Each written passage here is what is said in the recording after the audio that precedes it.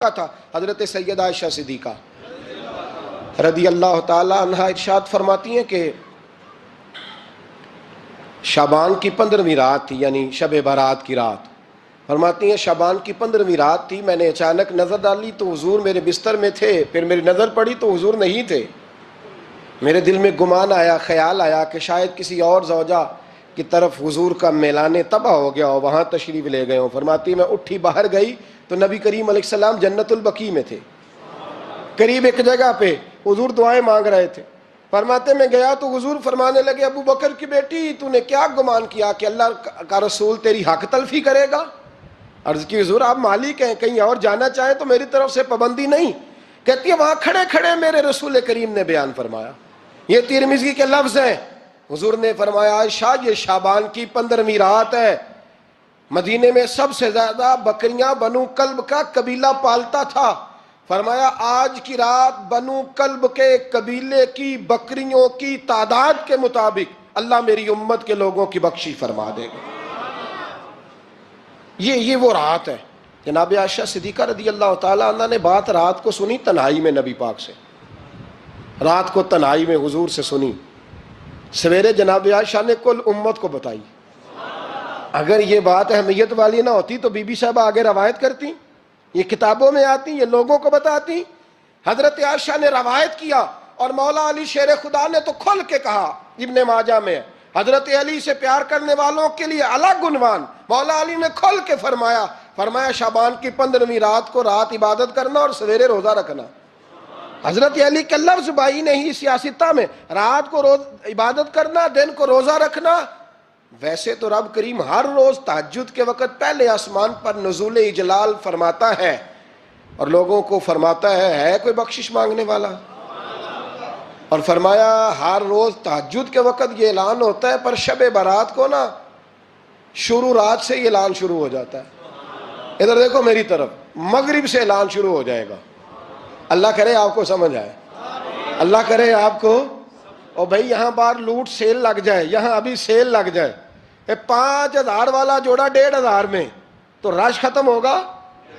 اور بھائی اگر یہ لگ جائے، چلو یہ تو دور کی بات ہے نا، ہم تو لنگر والے لوگ ہیں، اگر لنگر کا اعلان ہو جائے یہ بڑا تگڑا ہے، بڑا تگڑا۔ ہمارے ہاں تو شادی کی روٹی کھلتی ہے تو لوگ آخری روٹی سمجھ کے کھاتے ہیں، یہ تو شاید اللہ ماشاءاللہ یہ آخری ہے، اس کے بعد نہ ملے گی۔ جب اعلان ہوتا ہے اور دعوت ہوتی ہے کہ کھلا ہے جی کھاؤ، کیا حشر ہوتا ہے، کیا انداز ہے۔ مولا علی شیر خدا حدیث روایت کرتے ہیں، رنگ کیا ہے؟ فرمایا باقی راتوں میں نا تھوڑا سا پیکج ہوتا ہے، تھوڑا سا، آخری حصے میں رات کے شب برات کو نا رات چڑھتے ہی اللہ پہلے آسمان پر جو اس کی شان کے لائق ہے نزول جلال فرماتا ہے، اور پہلا جملہ یہ فرماتا ہے کوئی معافی مانگنے والا؟ اللہ کرے آپ کو سمجھ آئے، یعنی معافی دینے والا کہہ رہا ہے چلو آؤ ادھر آؤ ذرا معافی مانگو، میں معاف کرنے آیا ہوں، مانگو معافی۔ ہے کوئی معافی مانگنے والا؟ معاف کر دیں گے۔ اور آپ فرماتے ہیں ہے کوئی رزق مانگنے والا؟ وہ جو بڑی درخواستیں دیتے پھرتے ہیں نا مختلف اداروں میں، وہ ایک درخواست نا کل شب برات والی رات بھی دیں۔ اللہ کرے آپ کو سمجھ آئے۔ وہ جو کہتے ہیں نا بڑی بڑی کمپنیوں میں نے اپلیکیشن جمع کرائی ہے تو کہیں کام نہیں بن رہا تو نسخہ دے رہا ہوں، ایک اپلیکیشن کل رات بھی جمع کراؤ انشاءاللہ کام بن جائے گا۔ اور میں نہیں کہہ رہا، مولا علی شیر خدا فرما رہے ہیں، اور وہ خود نہیں فرما رہے، وہ نبی پاک کا فرمان نقل کر رہے ہیں، اور وہ رسول اللہ صلی اللہ علیہ وسلم کی بات نہیں بیان کر رہے۔ وہ کہتے ہیں رب فرماتا ہے کوئی روزی مانگنے والا؟ سارے سیٹھوں نوابوں جاگیرداروں کے پاس جا جا کے تھک گئے ہو، ایک دن میرے کہنے پر، ایک رات، ایک دیہڑی ذرا شب برات والی لگا کے تو دیکھو۔ پر شرط یہ ہے کہ یقین کامل ہو، ارادہ یہ، مطلب اللہ معاف کرے آپ نے ناراض نہیں ہونا، لیکن وہ ماحول اس طرح کا ہے کہ شب برات کو ایک دو ساتھی کو کہا رات کو عبادت کر کہتے جی وہ تو ٹھیک ہے پر سویرے چھٹی نہیں، کام کرنا ہے۔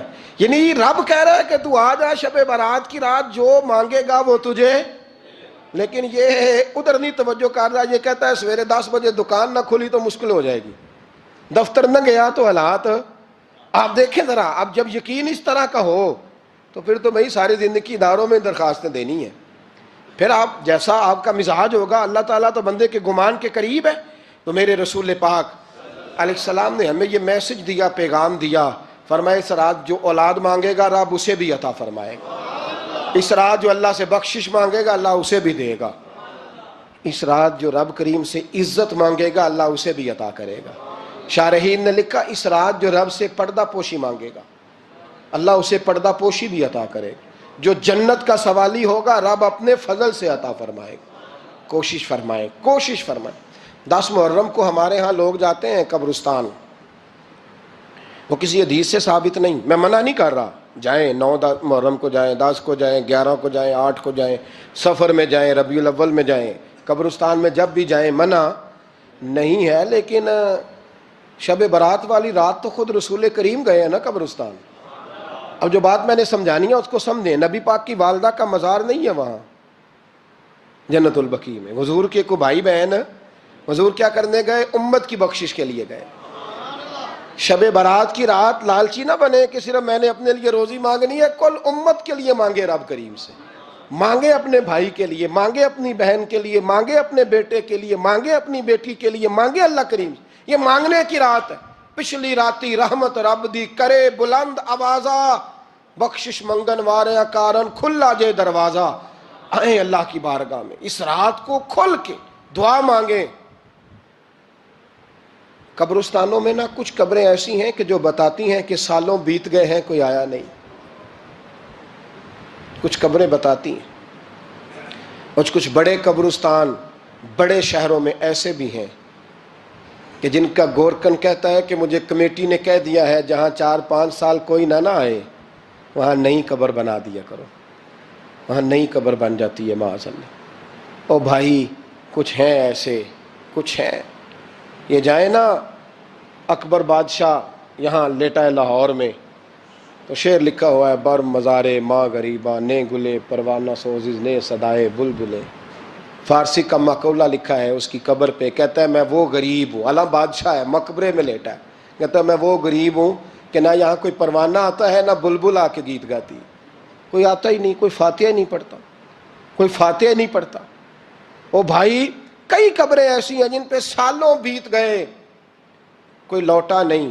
اور مشکات میں حدیث ہے، میرے نبی کریم علیہ السلام نے فرمایا جو قبر میں ہوتا ہے وہ تو اس آدمی کی طرح ہے جو دریا میں ڈوب رہا ہے اور وہ انتظار کر رہا ہے کہ میرا بیٹا میرے لیے دعا مانگے، میری بیٹی دعا مانگے، پر بیٹے کو تو 27 سال ہو گئے، ملک سے باہر ہے، کاغذ بنے گے تو ابے کی قبر پہ آئے گا نا، اس کے تو کاغذات ہی نہیں مکمل ہو رہے، وہ بیٹے کو تو مشکل ہے بڑی، وہ تو کاغذات نہیں بن رہے، وہ تو دولت کا مطالبہ پورا ہوگا تو جبھی وہ کام ہوگا نا۔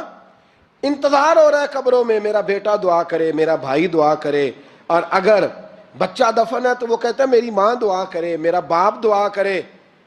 کوشش کریں شب برات بعد از مغرب یہ رواج پیدا کریں، یہ رسول اللہ کا طریقہ ہے صلی اللہ علیہ وسلم۔ قبرستان میں جائیں اور جا کر کے وہاں اللہ تبارک و تعالیٰ سے دعا مانگیں کہ یا اللہ جو اس قبرستان میں لیٹے ہیں وہ بھی، اور جو آج تک کلمہ پڑھنے والے دنیا سے گئے وہ بھی، اور جو قیامت تک جائیں گے وہ بھی، اے اللہ تو سب کی بخشش فرما دے۔ اللہ کی رحمت کو محدود نہ کریں کہ صرف مجھے بخش دے، اسے کہیں یا اللہ کل کی بخشش فرما۔ ساری امت کے لیے دعا کریں، شب برات کی رات نفل پڑھیں۔ ہمارے ہاں محفل ہوتی ہے ہر سال الحمدللہ، بڑے شوق سے بڑا خوبصورت ہم اہتمام کرتے ہیں، لیکن میں اکثر دوستوں سے کہا کرتا ہوں کہ جن کو اکیلے میں نفل پڑھنے میں مزہ آئے وہ اکیلے میں پڑھیں۔ کتنی کھلی بات کر رہا ہوں، میں پابند نہیں کر رہا کہ آپ یہاں آئیں گے محفل میں آئیں گے ضروری ہے، بھئی آپ کو اکیلے میں مزہ آتا ہے نا، کچھ لوگ تنہائی میں ہو تو دل زیادہ لگتا ہے، وہ تنہائی میں کریں اللہ اللہ کوئی عرض نہیں، لیکن کچھ ایسے ہیں کہ نعت سنتے ہیں تو دل نرم ہوتا ہے، تقریر سنتے ہیں تو دل نرم ہوتا ہے، تو جن کا اس طرح نرم ہوتا ہے وہ مسجد میں آئے بات سنیں۔ کچھ کو سب کے بیچ بیٹھ کے رونا آتا ہے، حضرت سعدی شرازی فرمایا کرتے تھے کچھ لوگوں کے آنسو مجھے رلا جاتے ہیں، فرماتے ہیں کچھ کی آنکھیں دیکھ کے رو پڑتا ہوں، لہٰذا میں جب بھی ذکر کرتا ہوں محفلوں میں بیٹھ کے کرتا ہوں، تنہائیوں میں مجھ سے نہیں ہوتا، تو جس سے نہیں ہوتا وہ آئے نا، مسجد میں آئے، رات عبادت کریں، کل مغرب سے پہلے پہلے کام سمیٹ لیں سارے، اور مغرب کے بعد یہ رات شروع ہوگی، مغرب کے بعد ایک چھٹی کر لو اللہ رسول کے لیے، کر لیں گے انشاءاللہ تعالی ایک چھٹی، اور توبہ کی رات ہے، یہ توبہ کرنی ہے۔ توبہ کس کو کہتے ہیں؟ توبہ کا معنی ہے پچھلے گناہ پر پچھتانا، شرمسار ہونا، کہتے نہیں اے کاش میں نہ کرتا، اور وہ لفظوں میں نہیں، جملوں میں نہیں، توبہ رٹی رٹائی نہیں، شرمسار ہونا اور آئندہ گناہ نہ کرنے کا پکا ارادہ کرنا، اس کا نام توبہ ہے۔ دیکھیں اللہ تعالیٰ فضل کرے، میں نے پچھلے سال کہا تھا، پھر کہتا ہوں، مسجدوں سے نا شب برات کی رات، شب قدر کی رات چیخوں کی آوازیں آتی ہیں، لوگ اتنا روتے ہیں نا، رونا چاہیے، کم روتے ہیں، زیادہ رونا چاہیے، لیکن سوال یہ ہے کہ اتنا زیادہ لوگ شب برات کی رات روتے ہیں، کیا پھر سویرے بددیانتی ختم ہو جاتی ہے؟ جو رات مسجد میں کھل کے رو کے آیا ہے، اس کا پروگرام ہے نا کہ اب ملاوٹ کبھی نہیں کرے گا، اب گاہکوں سے جھوٹ کبھی نہیں بولے گا، اب وہ بددیانتی کا معاملہ کبھی نہیں کرے گا، لیکن رات روتا بھی رہے اور سویرے پروگرام یہ ہو کہ میں نے پھر لوگوں کو فریب دینا ہے، داؤ لگانا ہے، تو اس نے توبہ کیا رات کے، یہاں بس یہ ایکٹنگ کر کے لوٹ آیا ہے، یعنی بڑی سجا بنا کر کے سوار کر کے رات توبہ کی۔ کیا مطلب ہے توبہ کا؟ کہ توبہ آپ نے کی۔ حضرت حسن بصری سے کسی نے کہا توبہ کیا ہے؟ فرمانے لگے توبہ یہ ہے کہ جس گلی سے رب نے تجھے منع کیا ہے دوبارہ پھر تو اس گلی میں نظر نہ آئے، تو نظر ہی نہ آئے، اور جس جگہ جانے کا رب نے تجھے حکم دیا ہے پھر تو دوبارہ وہاں سے غیر حاضر نہ ہو۔ اگر یہ پروگرام ہی نہیں، ارادہ ہی نہیں، بچے ایک دو مجھے کہنے لگے کل حضرت صاحب توبہ کے موضوع پر ہم نے گفتگو کرنی ہے تو کوئی باب بتائے کہاں پہ ہے، کچھ بچے شاگرد ہیں، کچھ مسجدوں میں جمعہ پڑھاتے ہیں، ایک نے مجھ سے کہا، تو میں نے کہا بیٹے پہلے مسجد میں جاؤ، 2 نفل پڑھو، توبہ کرو، توبہ کا ارادہ بناؤ، یہ رسم نہیں ہے۔ وہ نعت خواں بھی تو توبہ کر لینا جو شب برات کے دن لوگوں کو توبہ کرانے آیا ہے اور 25,000 کا سودا کر کے آیا ہے، تو آج اس کام سے تو توبہ کرنا، یہ نوٹ پھکوانے سے تو توبہ کرنا، یہ رسم ہے؟ ساری رات توبہ توبہ توبہ توبہ، یہ کیا معنی ہے اس کا؟ کیا مطلب کریں؟ امام غزالی فرماتے ہیں کہ ایک آدمی بادشاہ کا گارڈ تھا، سپاہی تھا، اس کا پہرے دار تھا، نگرانی کرتا تھا، بڑی وفاداری سے نوکری کرتا رہا، بادشاہ نے اسے تنخواہ کے علاوہ بھی بڑا نوازا، بڑا نوازا، بڑا نوازا، اسے بادشاہ نے بڑے الاؤنسز دیے، بادشاہ نے بڑا کچھ دیا، مکان دیا۔ کچھ سالوں کے بعد بادشاہ کو پتا چلا کہ یہ میرے لیے نہیں آتا تھا، اس کی تو میری کنیز پر نظر تھی، اس نے تو رات کی ڈیوٹی اس لیے لگوائی تھی کہ کنیز پر نظر تھی۔ تو امام فرماتے ہیں کہ بتاؤ پھر وہ بادشاہ اس کے ساتھ کیا سلوک کرے گا؟ وہ کیا سلوک کرے گا؟ تو لوگ کہنے لگے حضور لگتا یہ ہے کہ وہ نا 4-5 حصوں میں کاٹ کے تو کتوں کے آگے پھینکے گا۔ آپ فرمانے لگے میرا رب تو بڑا ہی کریم ہے، وہ تو ایسے نہیں کرتا، لیکن بتلاؤ اگر اسے پتا چلے کہ یہ رسم کے لیے آیا ہے، اس کی تو نظر ہی مال پہ ہے، یہ تو سویرے بدلے گا نہیں، یہ تو دھوکہ دے رہا ہے، یہ تو توبہ کرنے آیا ہی نہیں، اس نے تو ڈھونگ رچایا ہے، اسے تو پہلے سے خبر ہے، تو پھر تم کیا امید رکھتے ہو؟ پھر کیا رویہ رکھتے ہو؟ شب برات کی رات دھاڑے مار مار کے رونا اور صبح اسی طرح دھوکہ دینا، اسی طرح فریب کرنا، اسی طرح جھوٹ بولنا، اسی طرح بددیانتی کرنا، اسی طرح لوگوں کو لوٹنا، تو یہ رسم نہیں ہے توبہ۔ توبہ تو بدل جانے کا نام ہے، توبہ تو پھر سنور جانے کا نام ہے۔ توبہ تو اس طرح ہے جس طرح حضرت ابراہیم ابن ادھم نے کی تھی، وقت کے بادشاہ تھے، بادشاہ جب توبہ کی تو پھر ہر چیز چھوڑ دی، پھر مال لوگوں میں بانٹ دیا اور پھر ٹاٹ کا لباس پہن کر زندگی گزاری۔